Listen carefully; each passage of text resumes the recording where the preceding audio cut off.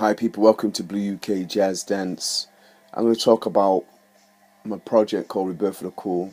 And part of my project is legacy, a legacy of leadership overcoming challenges I had to do with dark skin. I was born in 1964 and people need to understand how dark-skinned people were treated in the UK, especially special education needs were treated in the UK. They were treated, ill-treated, and there was a lot of information around dark-skinned people that was portrayed in Hollywood, that was portrayed in books. So, example, Othello, the writing by Shakespeare, is a racist play, you understand, as well as Merchant of Venice. Both of these plays were written to demeanor their culture, the Jewish culture and the Moorish culture. Now, Moors, you have to understand, were called blacker Moors. So Moorish was to do with not necessarily religion, it was to do with the dark skin of the individual. It wasn't always religion.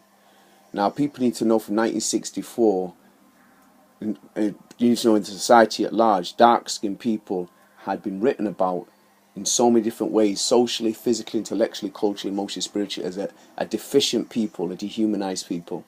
Then you have to understand raping took place in slavery. Raping took place in colonialization to bring about a new shade of people deliberately, identifying that the dark-skinned people were these inferior people, but if you mix with them, what happens comes a better shade of people comes out, which was the dual heritage. And people need to understand, and they're viewed as the more refined, cultivated people. Look at beauty, dark skin, and dance and do ballet, then you get an understanding what I'm saying here today. Part of my growing up was I had to overcome not only social anxieties, not only shyness, extreme shyness, but I had to overcome being dark-skinned and how I was treated. I went to an all-white school. Big issue was being dark-skinned when I walked into that school. Big issue on the television. Britain had engaged in dehumanizing African diaspora people in general and making millions of dollars from it, trillions of dollars. The black and white minstrel show had been here from 1830. People need to understand the first type persecution that took place of dark-skinned people started in phrenology, I'm saying, which happened in the 1700s. In 1750 we had Jim Crow, where the blacks were started to be impersonated by a comedian in America. Then it was refined to black and white minstrel show.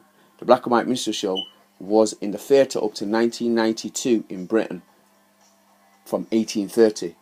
So underneath this Britain society, people were unaware to the fact the number one record sales, the number one theatre that people engaged in, number one leisure was actually the black and white minstrel show.